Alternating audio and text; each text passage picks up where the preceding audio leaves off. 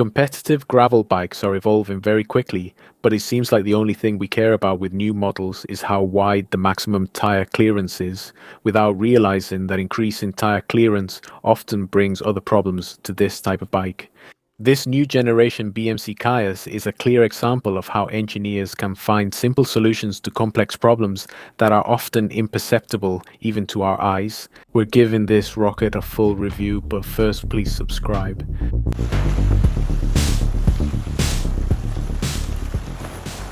Indeed, this bike has seen a drastic increase in its capacity to fit much wider tires. In this case, a maximum of 52mm tire clearance both front and rear, with the required extra 6mm on each side, according to ISO regulations, also both front and rear.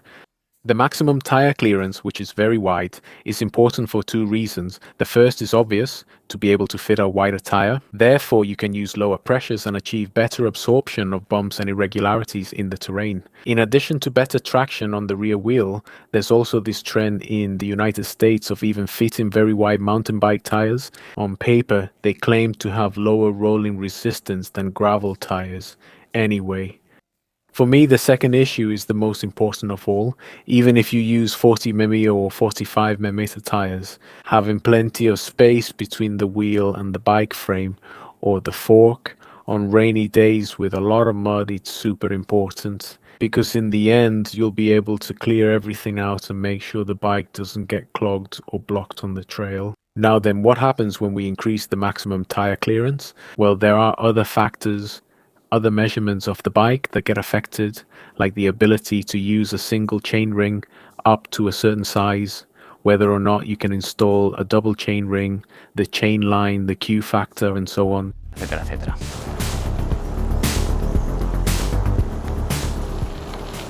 We're gonna take a quick break in the video to visually show you the actual maximum capacity this frame has for fitting large tires. Take a look, because here I have a setup in an extreme test I'm doing these days. Maybe thinking about something wild, I don't know, I'll see. Using a wheel with an internal rim width of 32mm and a mountain bike tire that's 2.25 inches wide. With the measuring tape on top, this gives us about 60 to 61 mm of actual width. As you can see, there's no problem with the fork, but maybe back here things are already a lot tighter.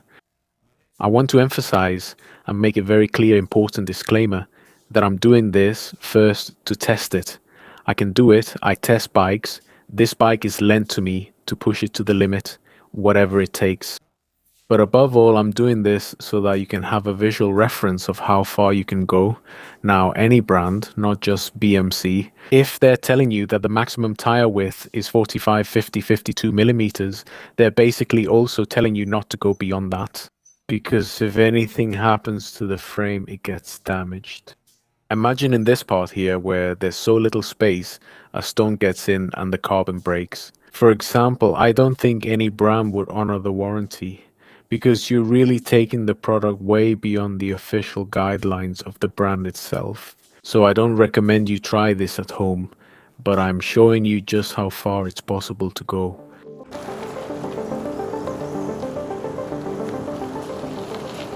Aerodynamics, which is extremely important these days, BMC tells us that this bike is 12% faster than the previous KAIUS. I don't have methods or wind tunnels to be able to prove it, but we can see certain signs that indicate it to us.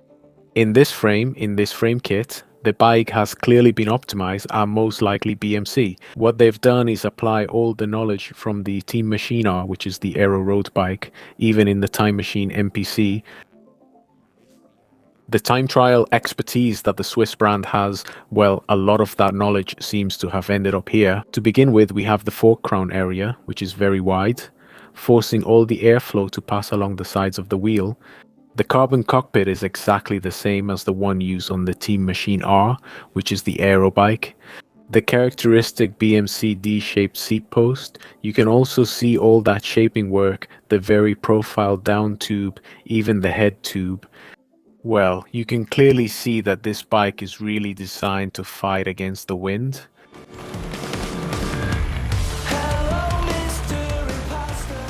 One of the great achievements of the Swiss engineers with this bike has to do with the fact that they have managed to make it more aerodynamic, give it more tire clearance, and make it stiffer, all of this without increasing the weight. In fact, they've managed to shave off 63 grams compared to the previous frame, which was already very light.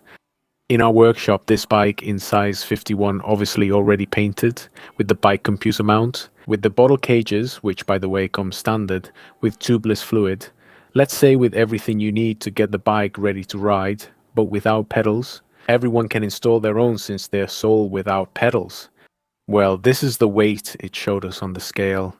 In this area here is where we have the heart of the matter, because basically more wheel clearance means the tire needs more space, and that takes away space from all those components I've already mentioned, okay? But look at both chainstays. At this height, how narrow they are. This seems easy, but it's not simple to build a carbon piece that maintains all the lateral stiffness we need in this area so close to the bottom bracket, but at the same time gives us this generous tire clearance without compromising what's expected in competitive gravel today. For example, by having the option to mount a single chainring from 32 teeth up to 50 that way, you cover the entire possible spectrum of users for this bike, from beginners who don't have a good fitness level, up to the pro super pro who's going to compete in Unbound, just to give an example, okay? Also being able to mount a single chainring with 50 teeth, and with this new trend in road cycling towards single chainring drivetrains, like the new 46 from SRAM, we can also make this bike a perfect hybrid. With two sets of wheels, we can use the bike for both gravel and road riding.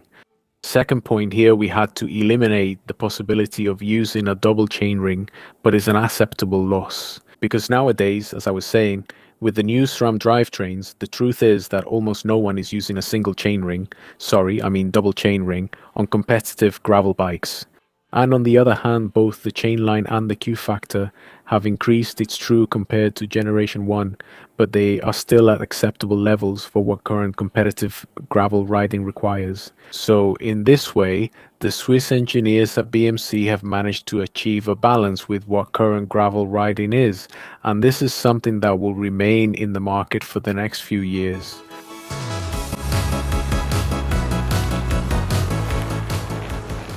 Absorption, a very important topic in gravel riding, and in this section, I think I need to make some important clarifications regarding the information that BMC provides us. Their official documentation states this bike has much better absorption than the previous model. And it's true, but here I have to be completely honest with you. My impressions during testing have been very different from what BMC is really trying to convey in their documents, as I said. Why? Well, basically what I felt is that this improved absorption overall comes solely and exclusively from being able to use wider tires and lower their pressure, not because the frame itself has more absorption capacity.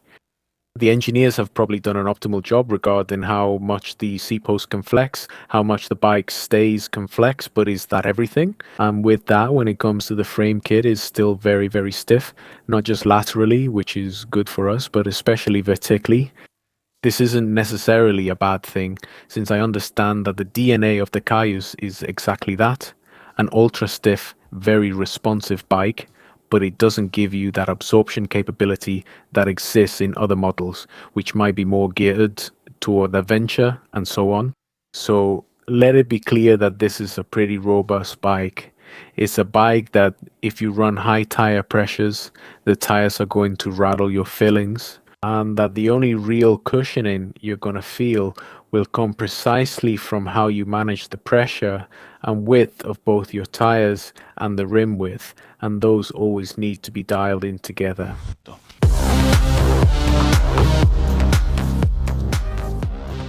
Let's get into the many really interesting details of this bike.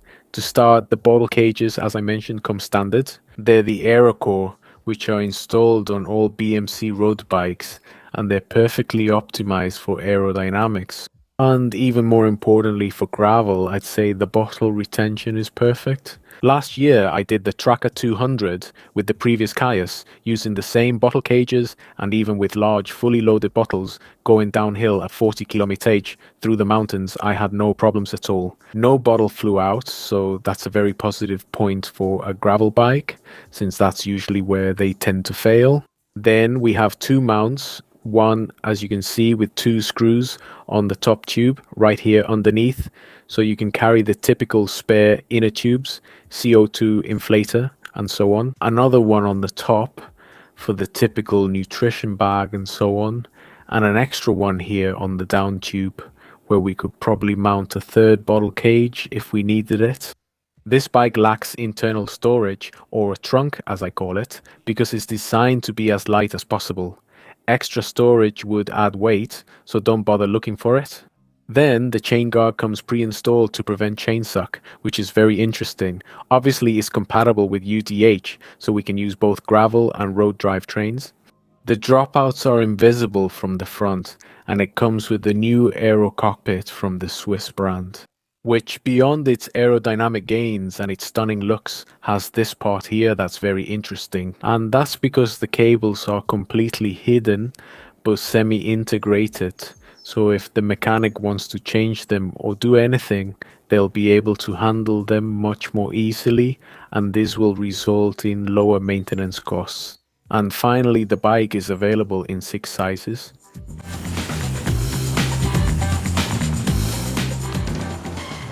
The bike's handling is very similar to the previous model, and it feels super stable when we're going in a straight line at very high speed.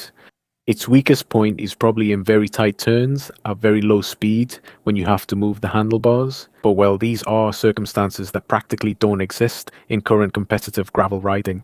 And it's a geometry that forces the rider to take a very aerodynamic position with the shoulder girdle very low. But even so, in this new model, they've relaxed it a little bit, and I think that's good news. They've reduced the reach by 5 mm, they've increased the stack by 11 mm, as I said, so the position is still quite radical, but toned down a little. The previous model was really extreme, even more radical than some Aero Road models. Then, on the other hand, the chainstays have been lengthened by 5 mm to achieve a greater sense of stability at high speed. And on the other hand, when we're climbing really steep slopes, we notice extra traction on the rear wheel and the fact that we can have more tire clearance and use wider tires. It has also unintentionally raised the position of the bottom bracket, making it harder to hit the cranks on objects or obstacles we might find on the ground. Cornering at high speed has also improved a lot, simply because we're using wider tires with lower pressure, which makes the bike grip the ground better. In that kind of situation, I think this change in geometry has been a complete success, because even though it's still pretty radical, it doesn't go to the extreme of the previous model, which basically made it suitable for a very, very small niche.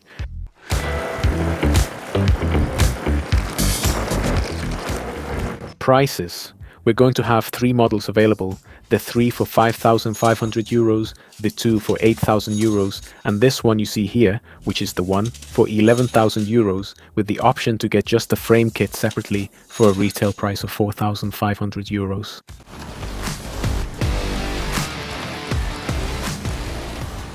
Let's get to your favorite part, pros and cons, beginning with what I like most.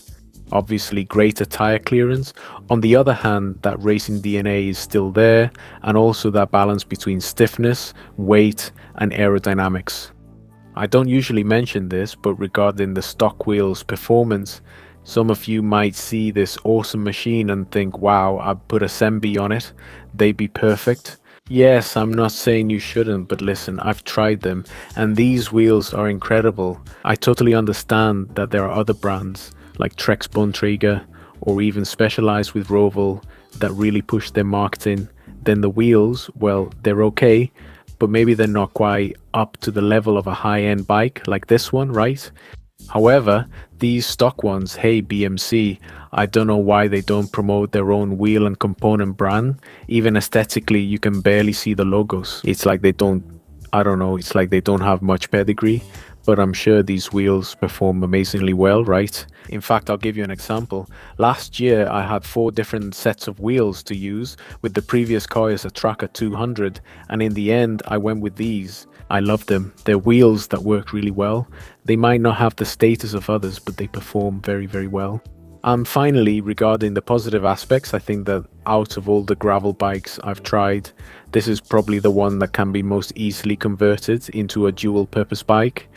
Using large single chain rings with a 1046 cassette is very popular now on the road, so I think it works great. This is a bike that, if you want to have a single setup for 2 worlds, competitive, gravel and road, you can set it up that way. In the front, a 50-tooth chainring, a 48 or a 46 if you're not as strong physically, and in the back with the 1046 cassette, and having 2 different sets of wheels. With obviously slick road tires and other gravel tires, you'll be able to have 2 very optimal bikes for either of these, both activities. In gravel racing, it's cutting edge, and on the road, personally, I've tried the single chain ring on the road.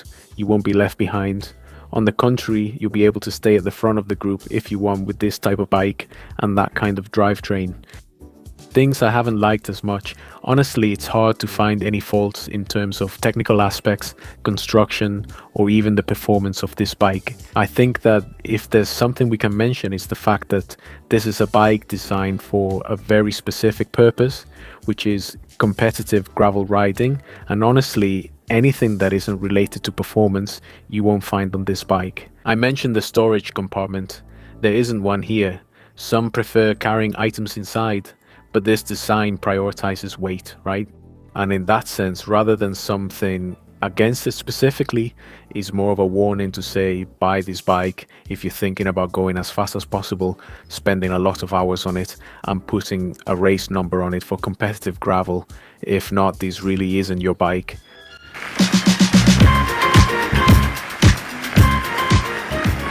Who is this bike for? I've already told you it's a race weapon. Anyone looking for bikepacking, adventure, a bike that's compliant and comfortable, forget about it. This is a race weapon that's very stiff, very fast, and is definitely going to improve your performance. On the other hand, there's the option of turning it into a road bike, having a single bike with 2 sets of wheels to give it 2 uses. I see it as perfectly adaptable, and I don't know, honestly, I can't be any clearer or more direct about it. From there, let me know in the comments, from 1 to 10, what you think of this bike, and be very happy. See you in the next videos. Bye. Bye.